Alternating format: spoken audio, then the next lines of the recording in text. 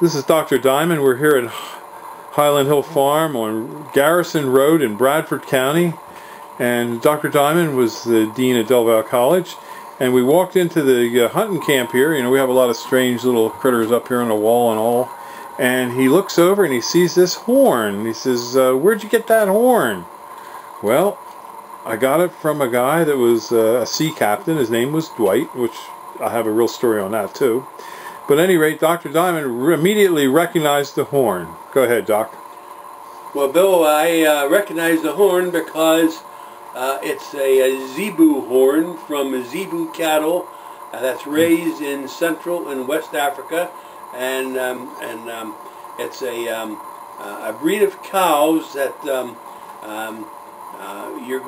There's actually two sub races. There's a zebu rouge and a zebu blanche. One means that the color of the hair is red. That would be the rouge, and the blanche would be white. And they're raised mostly by the Fulani people.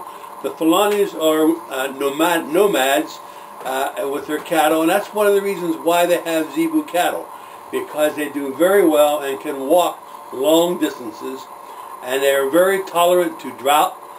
They can and they have a strictly grass diet, and also they're a breed of cows you can recognize them very easily. They have a hump on top of their shoulder, and they have these horns, and some of these horns, this is really a small one really, some of those horns get quite large, and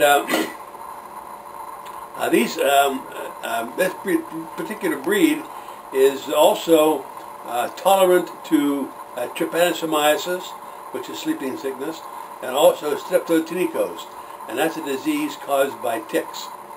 And so they're a little more tolerant to these than some of the other breeds. Also, the Fulani people are kind of interesting people. They take these cattle on what they call a transhumance. And a transhumance is when they have guides up ahead, and they send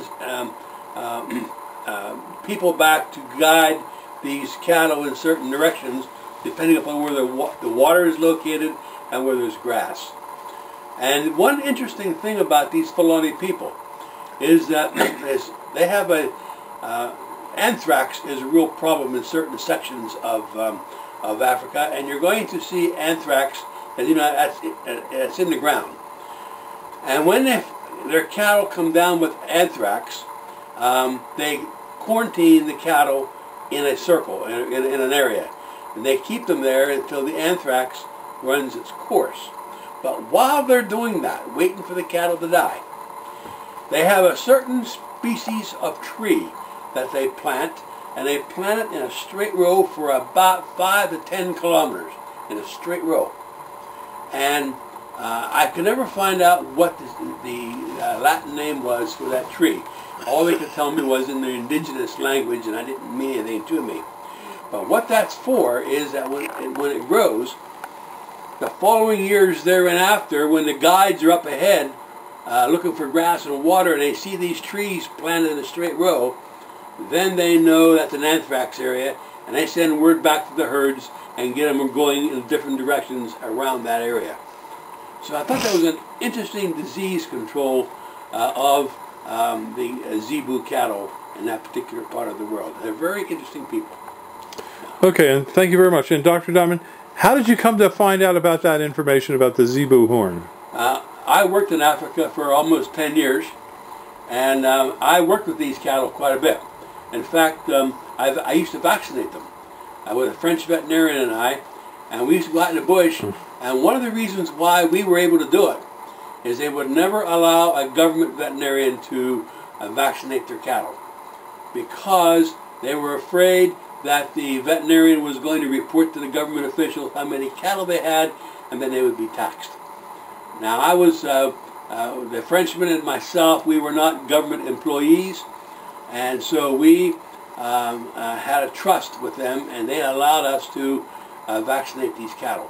And we had no place to, they had no corrals where we could put them in. And they made corrals made out of thorn bush.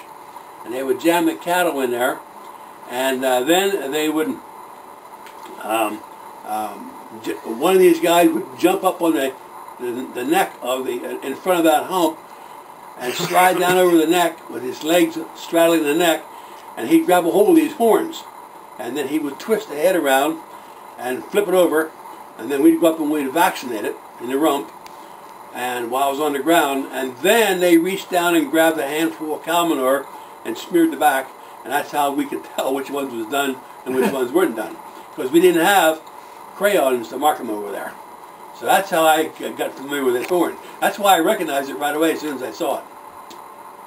And if you want to get more information about Africa, Dr. Diamond has written a book, and it was called I Did What I Had to Do, and it's available on Amazon.com or in any bookstore in America. All right, well, thank you very much.